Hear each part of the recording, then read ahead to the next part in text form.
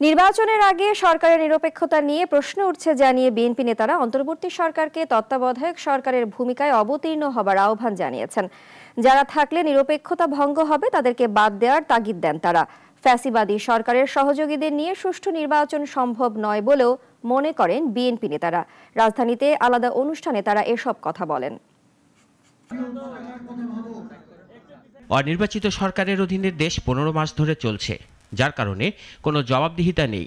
চাপের মাধ্যমে নানা সিদ্ধান্ত হচ্ছে। নির্বাচিত সরকার না থাকায় বলে মন্তব্য করেছেন বিএনপি নেতারা। নির্বাচিত সরকার ছাড়া একটি দেশ চলছে 15 মাস, আপনি চিন্তা করেন।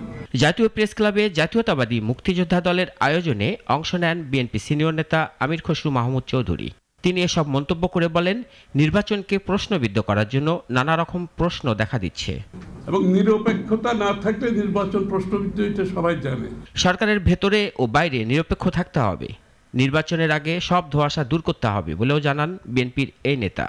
যেহেতু বর্তমান সরকার, অন্তর্বর্তী সরকার, আপনি কেয়ারটেকার সরকারের দায়িত্ব পালন করবেন আগামী নির্বাচনে, যেহেতু আর কোনো কেয়ারটেকার সরকার আসবে না নির্বাচনের আগে, এই সরকারকে ইমিডিয়েটলি সহসাই কেয়ারটেকার সরকারের ভূমিকায় অবতীর্ণ হতে হবে।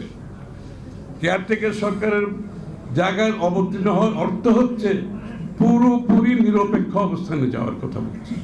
অন্যদিকে পল্টনের দলটির জ্যেষ্ঠ যুগ্ম মহাসচিব রুহুল কবির রিজভী সাংবাদিকদের সাথে অনানুষ্ঠানিক কথা বলেন।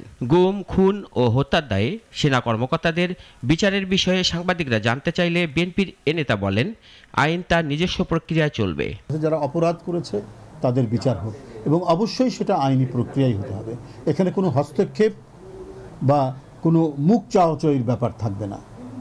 যাদের বিরুদ্ধে অভিযোগ রয়েছে সেই অভিযোগ তারা প্রমাণ করবেন তারা এই অভিযোগে অভিযুক্ত নন, অথবা আদালত যদি প্রমাণ করে অভিযুক্ত, এবং তার জন্য আদালতের যে নির্ধারিত শাস্তি আছে সেই শাস্তি সবাইকে ভোগ করতে হবে। প্রশাসনে ফ্যাসিবাদের সহযোগীরা থাকলে আগামী নির্বাচন সুষ্ঠু হওয়া সম্ভব না জানিয়ে বিএনপি নেতারা সরকারকে নিরপেক্ষ হবার তাগিদ দেন। রাশিদুল কাদির, নাগরিক, ঢাকা।